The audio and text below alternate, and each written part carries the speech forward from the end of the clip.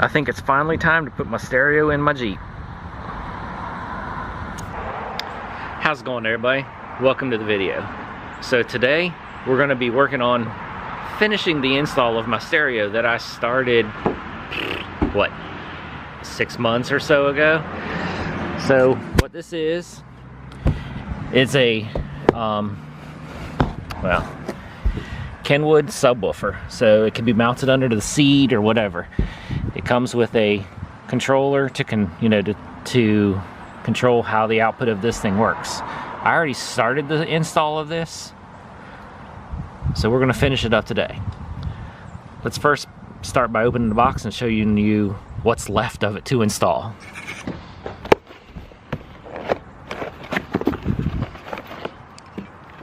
So here's the controls for it. It's got a long cable, so no matter where you put this can reach to where it's easily accessible, center console or whatever. It has volume control for the subwoofer right here. The frequency, which is like different frequency for different songs, is how much bass it can put out. Then you can change the phase of it, which we'll get into that as after it's up and running and all that kind of stuff. So here's the controls for it.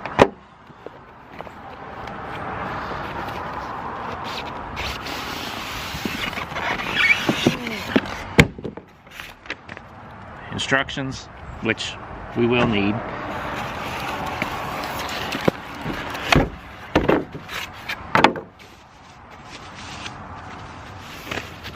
And here's the actual subwoofer. There is a subwoofer speaker in here, and I don't remember the exact size, but it's like 3.5 by like 10 or something like that. It's supposed to put out some good bass. And then basically this plugs into receptacle right here, and then you have this piece which plugs in right here, which is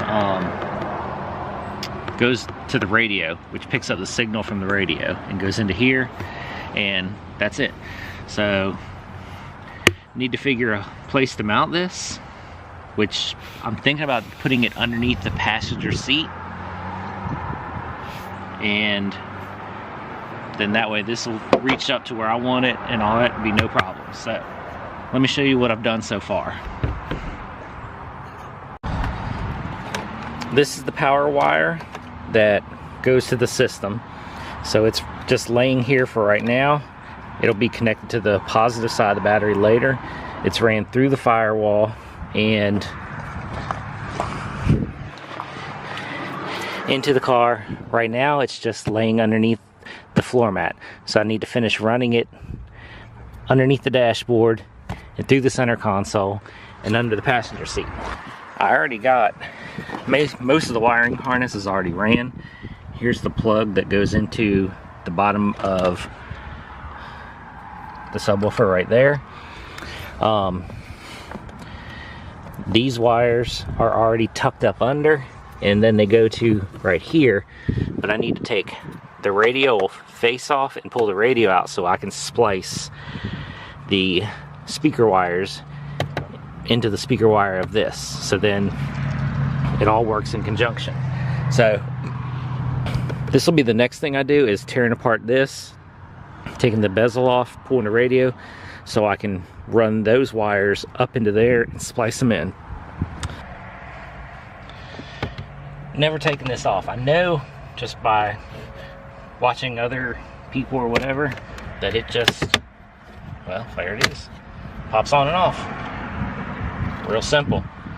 Always use plastic tools when doing stuff like this so you don't mess up your dashboard. Now I need to get these 4 screws out, which are hex, and then basically the radio should just pop right out. So let me go get this and we'll knock that out. So got the 4 bolts out. Now we just pull the radio out, and here are the wires right here that need to be connected into this, and they're all labeled, so you know, speaker, and then whatever the heck that is, I forget. But now I just need to splice them into here, and then I can put all that back together and we're good to go. But got to figure out which ones are I want to splice them off the rear door speakers, because the rear door speakers on these are a little bassy, so versus the front door speakers, which have like basically no bass coming out of them, no thump, whatever. So I'm going to find the rear door speakers and splice that into them. I don't like these kind of connectors. I mean, basically, you know, you cut this wire for the one speaker, and then you can just put this splice in between, and then it feeds into there. I don't like these, especially in here. They sometimes will fall apart. So basically, I'm going to cut all this off, and then I'm going to solder each wire onto the original speaker wire that's on the truck. And then when I was just looking, is right here on the radio, it tells you which wire is which for front, left, right, rear, all that kind of stuff. So I can go off this panel and look on the back of this, and it should give me a better idea of which speaker wire goes to the backs on the side.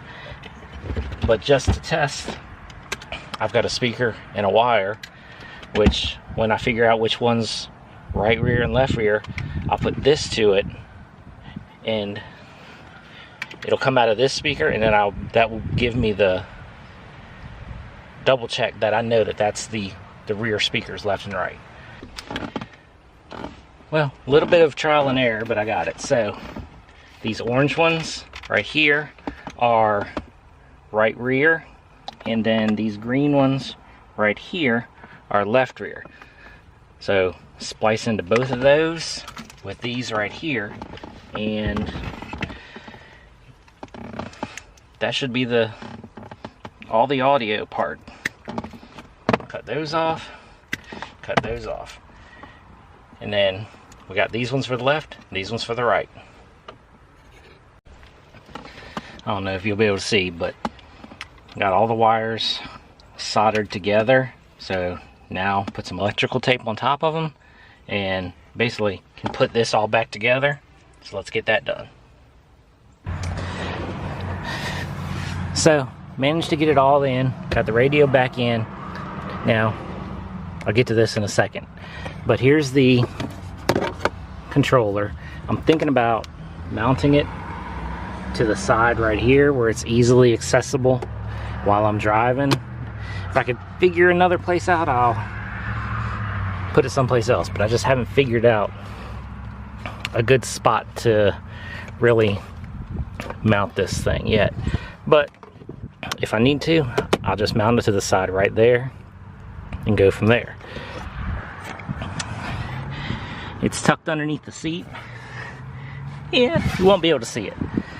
So the only issue I have is this blue wire right here, which goes to the subwoofer that's underneath the seat. This is a remote wire. So basically when the car is turned on, it sends power to this and turns the whole system on, and then these lights on the side here light up blue. Well, the way this Jeep is set up, it's always got constant power. I mean, you see the radio is on right now and there's no key in it, but I can turn it right back off and all that stuff. So I've got this is the main power and here's the remote. So if I can figure out a way to maybe tear this apart and integrate a switch into here that'll turn the subwoofer on and off, because my girl doesn't like, a lot of bass, so I could, just have it, or it goes on and off when she's in the car, or gotta figure out something else. My brain's still thinking, so guess I'm gonna have to think about this overnight, and I'll get back to this tomorrow, because gotta figure out what I want to do. Now if you take the back of this off, it's only got the circuit board for the hazard light. but it's got all these things. Now, it's kind of hard to see, but if you go through here, you can see the back side of this. So if there's a way to get this plastic insert out of here, you can easily put a switch in the front of this. So now it's seeing if I can get this little plastic insert out, and there's like little tabs on each side. So this insert should be able to just pop right out. Alright, so I figured it out. So that was in there. I just put a pry tool underneath of it and popped it, and the front part just popped right out. Now the back,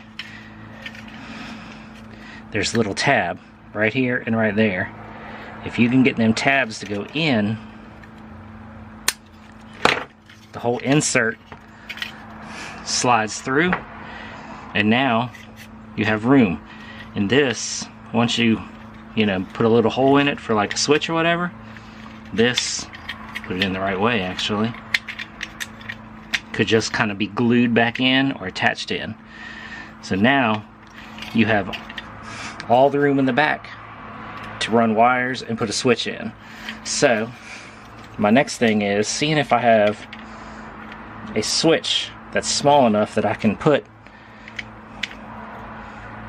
in that area, which I don't think I have, so I might have to be ordering something. So got a few packages in. This is the one that I need right now to finish this video out, and then the rest of these are basically going to be other videos. So a part for my girl's Yukon, then this goes for the Jeep, and this is for the mini bike. So let's open this one and we'll figure out how to fit that in there.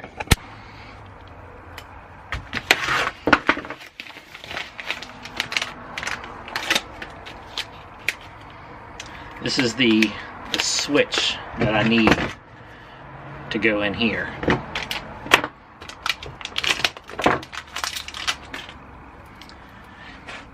It's nothing big. I mean, this is a little tiny switch, but it's a push button, and it lights up.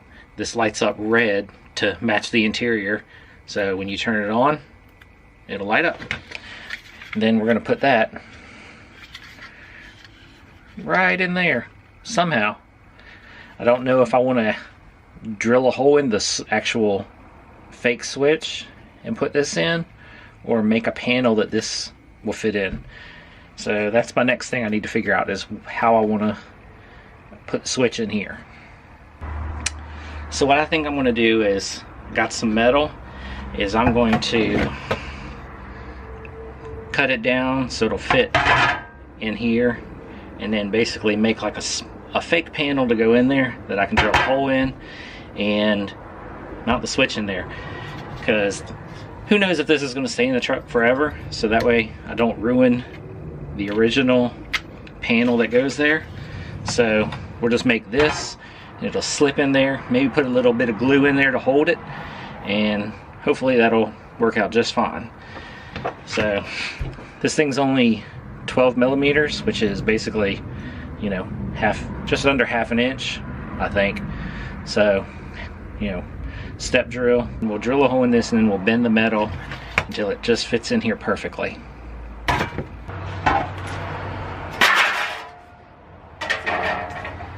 Alright, let's get a hole in here.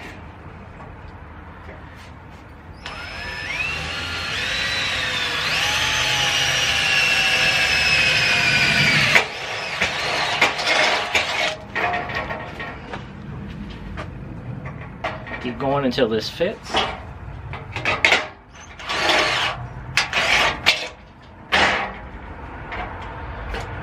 Alright, so next step should be perfect. Alright, there's the hole. Fits in perfect. And now it's just trimming this down until it fits in to that slot on the panel. So there it is. It's just a pain in the butt to do it. It was intricate, so didn't video it. But there it is. Fits in nice and flush. Put it in there with a little bit you know, glue, it'll be fine. And there's the switch. So now I need to get in the car and wire this into the back, run the wires through and all that kind of stuff, and then basically solder all the wires onto here, which is tiny, and then mount it all in there and it'll be done. So let's go ahead and get the wires ran through here first. So there's the switch put into it and coming out the back. It's not perfect, but you know, it's decent for what it is. The switches are all kind of at an angle, unless you go over here to the, like right there where it's straight, which maybe I should have picked one right there, but it's fine. Now put this thing back in and wire it up. Oops. And then wire it up to the system. And then this will work. So now it's time to get this into the dashboard and get all these wires connected in here. Not sure how to get these wired up yet, so it'll, because I want this switch to light up. So I just need to figure out which one's power, which one's the delivery of the power to the next, and then there's a ground. So now I got to figure out which ones are which.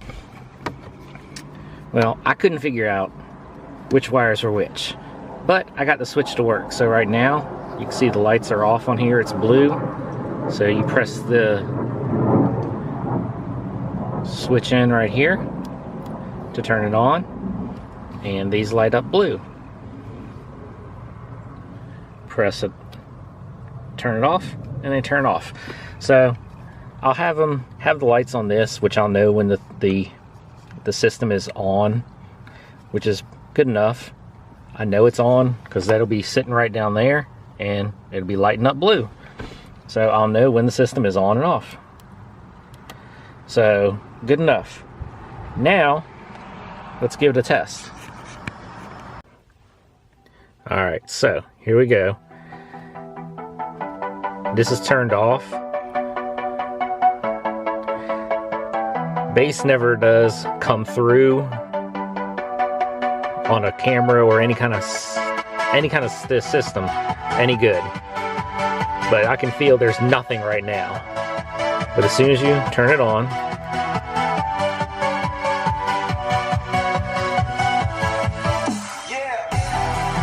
you can tell the difference, you can feel it, you can hear a little bit of a boom, not very hard, but that's perfect for what this is.